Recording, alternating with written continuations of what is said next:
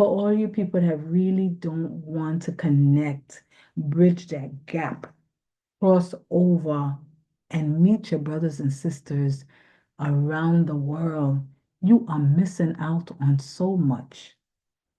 I have been fortunate enough that I said that is the thing that is so unique about my life's path is that I didn't just pass people on the road and say, "Hey girl, what's up?" I really got to know my brothers and sisters from all over the world. And most of them is just too shy to come on my channel so I could make you get to know them. So the only way I could really bring them in closer right now is to talk to you about how they shared their love with me in another way, through spice. Now, forgive me. This is dried, what do you call this thing? Fever grass, lemongrass, right? And I got that from America. Now, when you see the bush abroad, it is be like this. It's puffy and it is flow out and it's green, right? It's very pretty and they grow very easily. And when you take a few of those long stalks off of it, this, they're flexible, very green, and you cut a piece, cut it off, and you boil your water and you put that in the pot. Oh my God. It does not compare to the dry one. I mean, the dry one does not compare to the fresh one. When you know you can just go outside and get a few blades of lemongrass.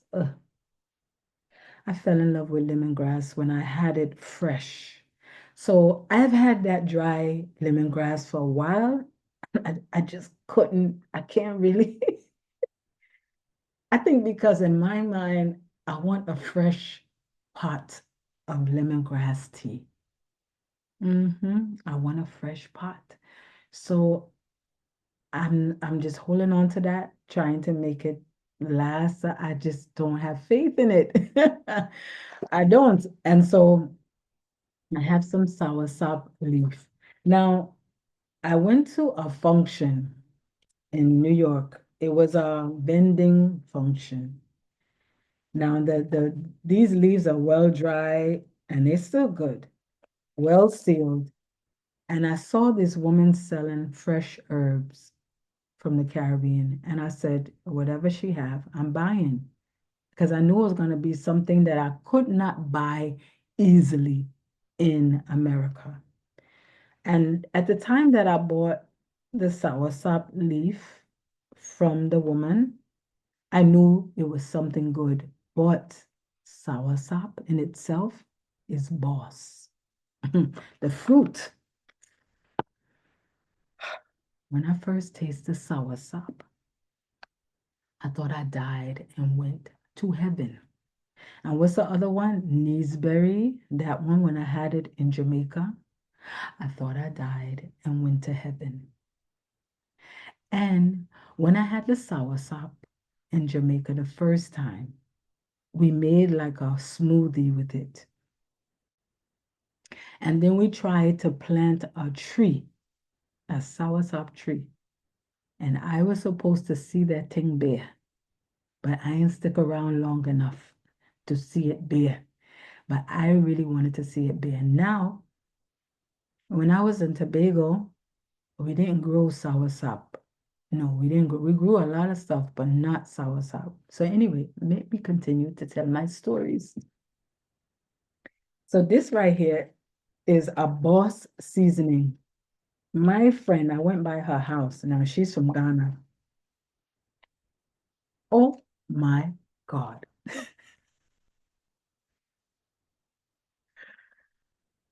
This is a special blend. She didn't even tell me what's in this blend. Now, when she first gave it to me, the bag was up so, like so. It was so, I said, give me some spices when I go home.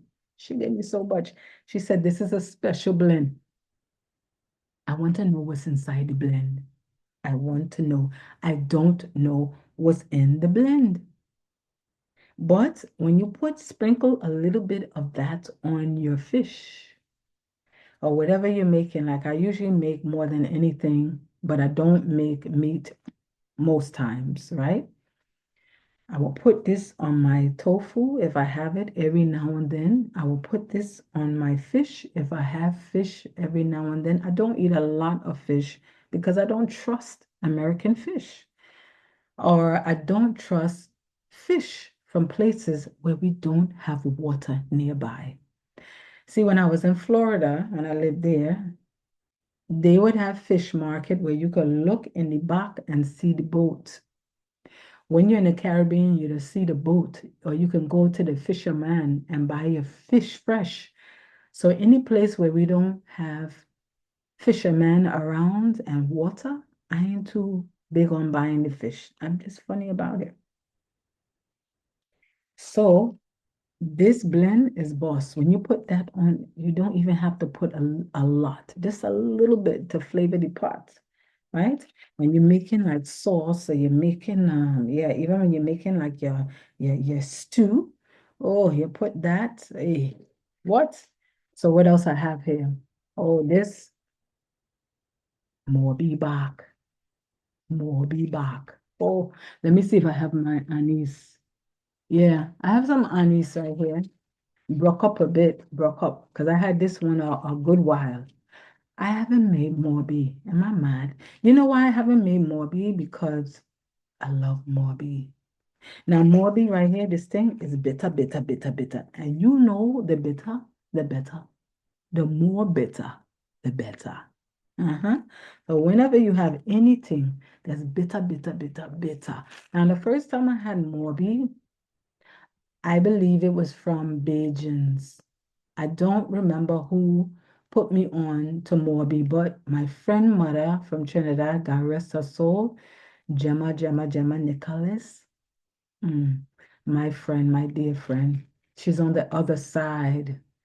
That is my friend. She made some Morby. I remember her mixing it, mixing it, mixing it till it froth. But see, aniseed, this is the fresh one, but they have anise essence. Excuse me.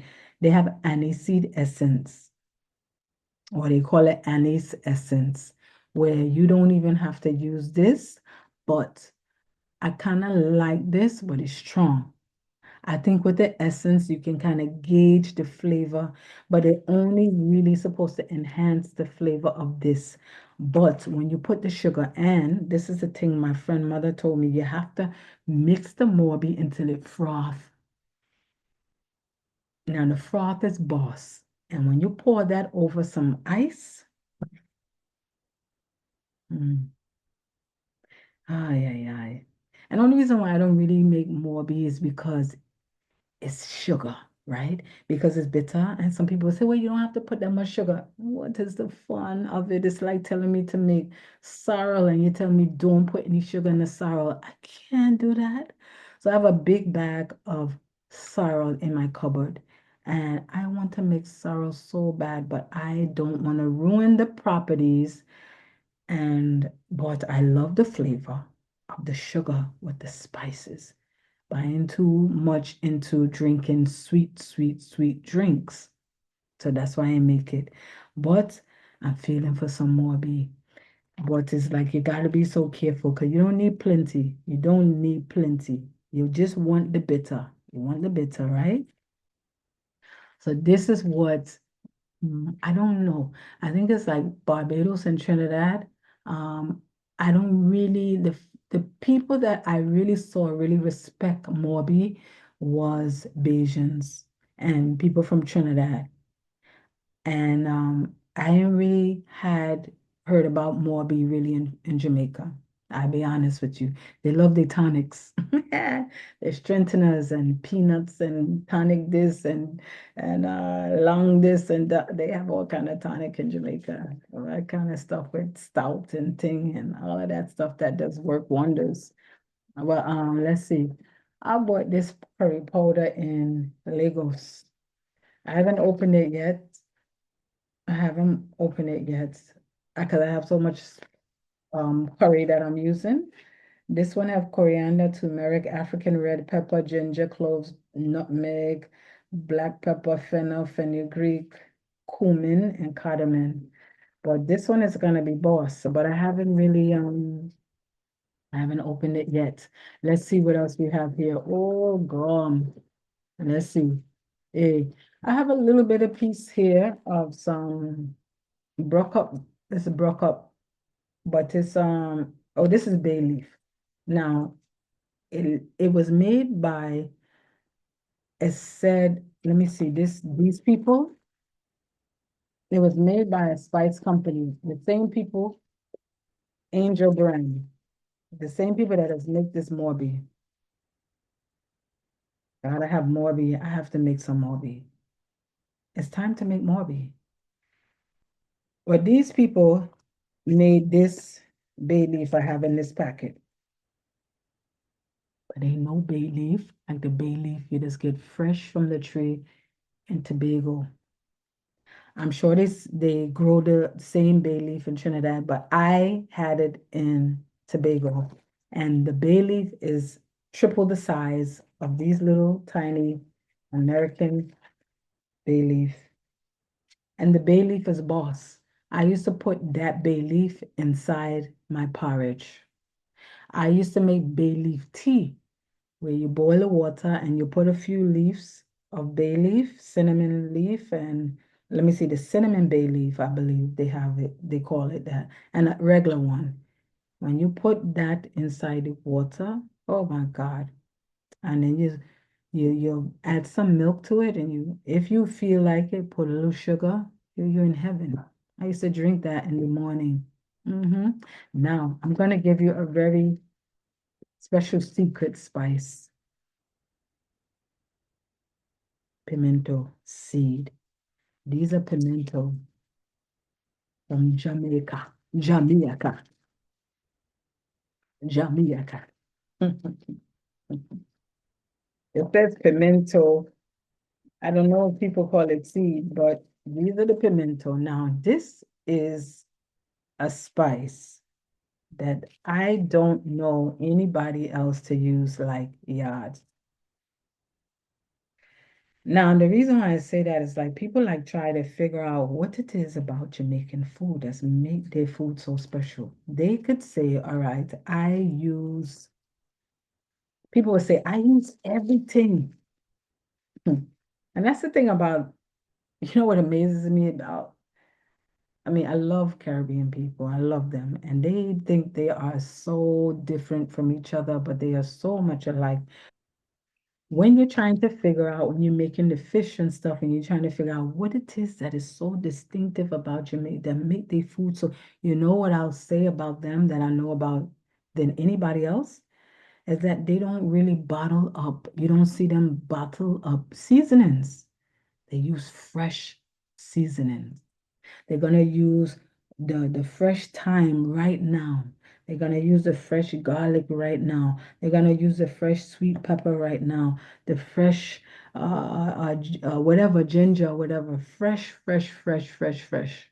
Onion, all of that fresh, right? The scallion, people say chive and stuff like that in Trinidad, right? But they're gonna use it fresh. They're not gonna grind it up and put it in a bottle and put it in the fridge. No, they're gonna use it fresh, marinate their food overnight. But this is a seasoning that they just use that I don't see that anybody else use. And they would use this mostly in like say like let's say they will put it in a curry goat and they will also put it in their escovitch fish and they will put it in their or whatever other kind of maybe even the stew chicken and stuff like that, curry chicken. It is like this. But one thing about it, don't bite down on this thing. If it's in your pot, mine, mine, mine, mine, you bite it.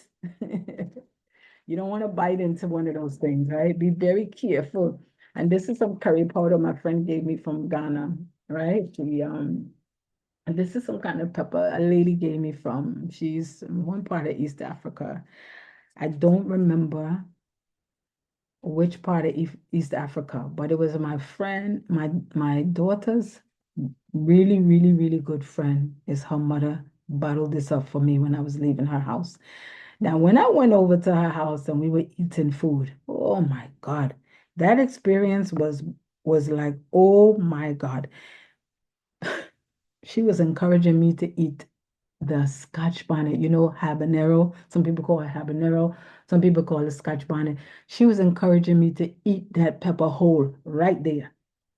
And so me playing big girl, trying to show off, I ate the pepper whole right there. And I was feeling good. I was feeling strong. I ate the pepper whole. And you know what? She had some kind of dish. It was really dark. I think it was made with some fish and it was full of pepper and it was so, so, so good. So when I left the house, she gave me this pepper in a jar. It's really fine. And when you open it, it's strong. I haven't used it yet because I have so much pepper. It's not even funny. I have so much spices and stuff. Oh, oh, oh, oh. This could clear a cold. And it will probably just clear up your throat from just sniffing on it. Now, this is a Cameroon pepper, a black, black, black one. I got this when I was in Nigeria. And this one I don't even really use. And even when they sold me the bottle, it was not to the top. It was more like here. Imagine that. Like people didn't even fill it up all the way to the top. Let me see. But I use this in my food. All right. Oh, have such a, it don't smell like pepper alone. It's got all kind of flavoring in here. And they don't even have a label to tell you. It just says Cameroon pepper. It ain't even saying, oh, we put this and that. Nothing else shown on the label. All it says is Cameroon pepper. And I have something in here that it look like it's called, I think this is the tanka bean. This bean right here. I think they put this in porridge. I got this from Tobago a while ago. And you know what? Some of these things don't, once you start grating it, it will release the aroma. I haven't grated it yet. So the bean is like this. These things, when you grate it up, is boss. It smell like,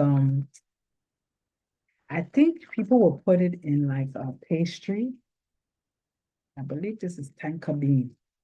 I ain't even remember again. That one I need someone to tell me what it is. And this is,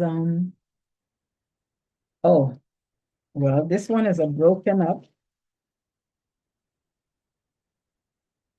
That is vanilla cinnamon leaf from Jamaica. I remember somebody gave me that a while ago when they went to Jamaica. I said, bring me back some cinnamon leaf. Now, when you put that in your porridge, that is boss. Boss. And I got this spice. I got this spice powder from Tobago. I know you're like, gosh, she always in Tobago, always in Tobago. And these fish seasoning and stuff, Jamaican fish seasoning, I don't really mess with this too much, this one, because, or these things like that, because they have a lot of salt. Salt, see, that's the first ingredient. Rice flour and garlic, and they have pimento in this.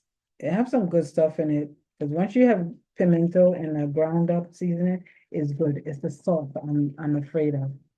Whenever something is already prepared and they have like salt, I'm a little funny about it because even this curry powder I have from Nigeria, it don't have any salt in the ingredients, which I love because I can go heavy on it. And all of these that I showed you, basically, I can go heavy on them. They don't have no salt in it, right? You know what I mean? What I'm saying is like I can get heavy-handed on it and I don't have to worry about it spoiling the pots. You understand? And I have, oh, and this thing, I have some fresh cocoa. Now I got this from a friend, fresh cocoa. Now, I know this, it may look like it going bad. It have a little spice. I had some other spice inside the package next to it. This, when you grate this cocoa and you put it in some hot water, boil it, and let it like grate it fine and let it boil out, get some thing going on in the pot. And then you can add a little spice in there. I just add a little bit of I add a little bit of cinnamon, a little bit of nutmeg. I don't overdo it. I don't overdo it, right? Because you don't want it to just taste like cinnamon and nutmeg. You want it to taste like cocoa. So, oh, you know how you have to dry some peel? You have to, people just make tea out of that. They ain't playing. I got some, man, I asked a friend to, oh, look here. This is one of my favorite curry powders. This one, carry her. Respect, Madras. This is one of my favorite, but I also have a favorite Jamaican curry powder. I wanna see if I have it in the bag. That's my favorite Trinidad one. That one is boss. So I just wanted to kind of bring you in to say, listen, people, if you reject those things, if you reject your culture, you're missing out on all of these spices that are really medicinal. They're really medicine for your body. So when you say I'm not African and you don't want to be bothered and you don't want to connect and you don't feel that you have anything in common with your people across the water and you don't even want to know anything about them, you're missing out on all of this life. Like this is my favorite Jamaican curry powder. And all Jamaicans know this is one of the best ones. And if anybody vexed with me for that, I'm sorry. I'm sorry. I have some other they have Chief curry powder, but Chief tried to take over the world. I have a little bit of that, but that's not the one I swear by. I swear by the I herb. No, carry herb. Carry herb. This one is my favorite. That's my favorite. I use that sparingly. I bought this, they sell it in Trinidad and Tobago, but they also sell it in the ATL, which I'm happy. I'm so happy they sell it here because I have to, I mean, we don't have we have to travel out. Depends on where you live. You have to travel out to find your spices and stuff. And New York is a place where we have everything because people study us, they study our culture, and so they bring what we need and they supply it all. I mean, these people really make a lot of money off of Caribbean people. They know they know how Caribbean people and they know how African people just love to cook and they love their spices and they love their seasonings. And so